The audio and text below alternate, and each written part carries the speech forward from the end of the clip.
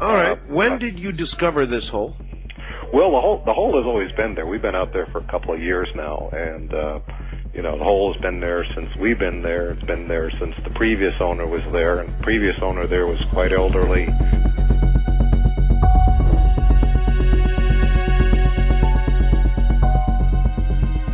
Another mystery buried deep in the hills of eastern Washington keeps resurfacing, a bottomless pit said to be a pathway to the paranormal. Scientists have finally cracked the questions of Mel's Hole, and the truth is far worse than anyone expected. Back in 1997, Art Bell, the famous late-night radio host, received a chilling message from Mel Waters about a bottomless pit on his land. Mel claimed this pit could swallow anything, objects, animals, even people, and never make a sound. But how could such a thing even exist? Let us dive deeper to uncover what scientists discovered and why this pit's terrible aspects will change the world. The pit that swallowed everything. Mel went on Art Bell's radio show, and the audience was hooked. People were fascinated, if not a little scared. Was it a portal to another dimension? A government experiment gone wrong? Nobody knew, and that's exactly what made it all so captivating. Of course, he made sure to mention that everyone in the neighborhood treated this endless hole as their personal garbage disposal. From old tires to refrigerators, it seemed like folks threw in everything. And get this, no one ever heard a thud. Nothing ever hit the bottom. It's like the pit swallowed everything into some weird black void. Before we go further, one thing is certain. The truth about Mel's Hole is far darker than anyone ever imagined. And this isn't the only revelation that will leave you stunned. The hole wasn't just deep, though. According to him, it had some pretty spooky vibes. His dogs, loyal pups who'd follow him anywhere, wouldn't get close to the edge. He described this deep sense of dread whenever he approached it, and even the wildlife stayed away. You know, when even the animals are like, "Nah, I'm good," there's probably something freaky going on. But here's where it gets even weirder. One of his neighbors dumped his deceased hunting dog into the pit. A couple of days later, he swore he saw the same dog wandering around in the woods. The same collar, the same markings, everything. But when the neighbor called for it, the dog acted like it had no idea who he was. Reincarnation? A government clone? Who knows, but that definitely got people's minds spinning. He was naturally curious, maybe a little too curious, and decided to do some experiments. He dropped a roll of Lifesavers candy attached to a long line into the pit, just to see if it would come back wet. You know, to figure out if there was water down there. After dropping 1,000 feet of line, the candy came back dry. Not one to be easily discouraged, he decided to go bigger. He dropped a 1-pound lead weight down there and kept on feeding the line. 15 miles of it, to be exact, and still no bottom. Imagine that for a second. The deepest cave in the world is about 7,000 feet, but he was already at over 80,000 feet with no end in sight. Either this pit was endless, or he had stumbled on something beyond the bounds of physics. Then came the weird stuff. He claimed that radios near the pit would start playing old broadcasts like the hole was a portal into a different timeline or something. People also saw beams of black light shooting out of it. Not the kind you use to find stains in a hotel room, but light so dark that it almost seemed to suck the brightness out of everything around it. And then, of course, the government showed up. Because naturally, when there's something bizarre that defies all logic, Uncle Sam is never far behind. According to him, federal agents came and told him he needed to lease his property to the government. They gave him some lame excuse about a downed aircraft, but he's not buying it. They wanted the hole and whatever things were buried within it. They paid him enough to move to Australia, and for a while he was out of the picture. But like all good conspiracy theories, the story didn't end there. Nope. A Native American medicine man named Red Elk also came forward, saying he'd seen the hole back in the 60s. He said it was bottomless and had some deep spiritual significance, a kind of portal between worlds. Just what we needed, another layer of creepiness. But then things took an even darker turn. He came back to Art Bell's show and started talking about new experiments. In one particularly twisted experiment, he lowered a live sheep into the pit. For a while, everything seemed normal. The sheep bleated like sheep do. But then it went silent. When he pulled the sheep back up, it was cooked from the inside out. And inside the sheep, a strange creature with eyes like a human. Now, if you're thinking this sounds like the plot to a bad horror movie, you're not alone. But he wasn't done yet. He claimed that this weird creature actually cured his cancer before it jumped back into the pit. Healing powers? At this point, the story was so convoluted that it was hard to know what to believe. Just when things seemed strange enough, Mel's next discovery would break the rules of nature in a way that left everyone stunned. Locked out by the government. The plot thickened further when he dropped a bucket of ice down the pit. When he pulled it back up, the ice was warm and wouldn't melt. Stranger yet, the ice turned out to be flammable. That's right, burning ice. It's like the pit was giving the middle finger to the laws of nature. And then there was the silence. No matter how loud you shouted into the hole, there was no echo, no sound bouncing back. Just silence. It was as if the hole absorbed not only objects but sound itself. Fast forward a bit, and he tried to return to the site after spending time in Australia. But guess what? The government wasn't having it.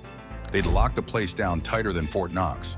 Officially, they said it was due to a plane crash, but he wasn't fooled, and neither was anyone else who had followed the story. Theories range from confidential military experiments to alien technology hidden deep underground. Whatever it was clear that the authorities were very interested in keeping his hole hidden. It wasn't long after his failed attempt to reclaim his property that things got even more bizarre. He was traveling to see his nephew when out of nowhere, he blacked out during an altercation on a bus. Next thing he knew, he woke up in an alley in San Francisco, missing his wallet, keys, and even weirder, a few of his teeth. It was as if someone had abducted him and conducted experiments on him, which honestly isn't even the craziest part of this story. From that point on, he knew he was being watched. The government had full control of the property, and satellite images of the area had been blacked out, adding even more fuel to the fire. In the end, scientists finally got access to the hole, dressed in full hazmat suits, of course. What they found wasn't just a deep hole, it was a source of bizarre energy that didn't fit into any known category of physics. Tucker Carlson even picked up the story, warning people that if something like this could exist, who knows what else is out there? Scientists were baffled, and some even suggested that the hole could bend time and space. Great. Just what we need, a bottomless pit that could also be a rip in the fabric of the universe. As the story of the hole continues, the theories just keep piling up. Was it really a gateway to another world? A top-secret government experiment? Maybe some kind of ancient portal that we simply don't understand? He himself wasn't quite sure, but he knew that his life would never be the same. Over time, he began to notice more strange occurrences. Electronics around his house malfunctioned, and even his health seemed to be strangely affected. It was almost as if the hole had reached out to him, even from across the world. His attempts to revisit the property were met with threats and strange encounters. One time, while trying to approach the area under the cover of darkness, he was confronted by men in military uniforms. They didn't speak much, just enough to let him know he wasn't welcome. It was pretty clear that the government was hiding something big, something they weren't about to let an ordinary guy with a radio story unravel. The entire area was off limits, fenced and patrolled. Despite the risks, Mel couldn't let go of his curiosity. He knew he had to keep digging, metaphorically, of course. He started reaching out to anyone who would listen, trying to piece together any information about what might be going on. Some locals claimed they had seen strange lights over the area. Others mentioned seeing trucks moving in and out at odd hours, carrying equipment that looked anything but ordinary. And then there were the rumors, whispers of a hidden underground base, perhaps built around whatever bizarre energy the hole seemed to radiate. But Mel's story didn't stop with those strange experiments. Soon, the government's growing interest would add a whole new layer of suspicion. The pit that wouldn't let go. His path to uncover the truth began to look more and more like a crusade. He reached out to old friends, tried to contact journalists, and even managed to get in touch with a few scientists willing to discuss his experiences, although most of them were too skeptical to get involved directly. Some, however, hinted at having heard about similar anomalies. One physicist he spoke to, who insisted on anonymity, suggested that what he described sounded like a gravity anomaly, or even a rift in space-time. He didn't have much more to add, but the fact that someone in the scientific community was taking it somewhat seriously gave him a renewed sense of purpose. Then things took another strange turn. he started noticing vehicles parked outside his home, always the same black SUVs, always with tinted windows. It wasn't overt, just enough to let him know they were there, watching. It felt like a warning, but he had already lost too much. He'd been forced off his land, his health was deteriorating, and now he was being followed. He decided if they were going to watch him, then he was going to give them something to see. He went public again, appearing on smaller radio shows, even writing about his experiences online, detailing everything he knew about the hole, the experiments, and the strange occurrences that seemed to follow it. Around this time, reports started to surface from other people claiming to have encountered similar phenomena. One man from Nevada said he had found a pit that exhibited the same strange properties. A hole that seemed to have no bottom, with an unnatural stillness about it. He described throwing a rock in and never hearing it hit anything, just like the original story. This man's account was almost identical, right down to the feeling of dread that seemed to emanate from the pit. It was becoming clear that the hole might not be unique. Perhaps there were more of these anomalies scattered around, hidden in remote areas, guarded, and kept from the public eye. In 2002, he reappeared on Art Bell's show with another bombshell.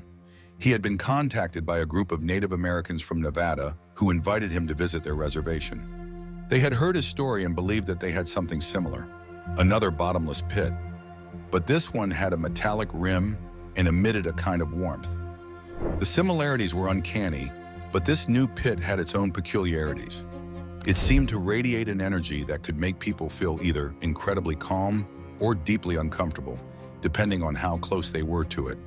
The locals avoided it, treating it as a sacred, dangerous place, and they had legends passed down through generations, warning about its dangers. Mel traveled to Nevada, driven by his insatiable need to understand what he was dealing with. When he arrived, he was taken to see the pit. It looked eerily similar to the one on his property, but the metallic rim set it apart. Mel decided to replicate some of his old experiments. He lowered a bucket of ice into the pit, and just like before, when he brought it back up, the ice was warm and wouldn't melt. Not only that, but it burned, just as it had back in Washington. The locals watched, intrigued but wary. To them, this was not a place to be tampered with. It was sacred, and they were uneasy about Mel's interest in it. The Native Americans had their own stories about the pit.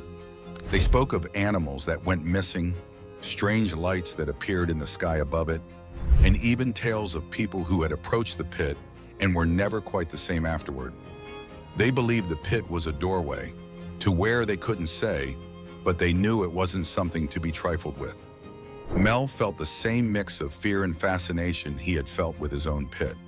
It was like the hole was calling to him, challenging him to understand it, even though every instinct told him to stay away.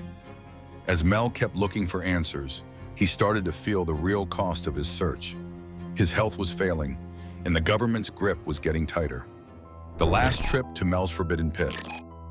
Mel's trip to Nevada only deepened the question. It was no longer just about a single bottomless pit in Washington.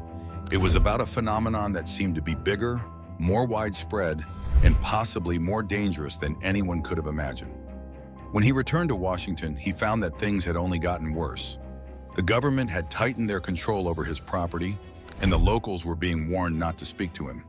It was clear that whatever was going on, it wasn't just about a strange hole in the ground. There was something more, something that had the authorities scared enough to shut it down completely. By this point, Mel's health was deteriorating rapidly.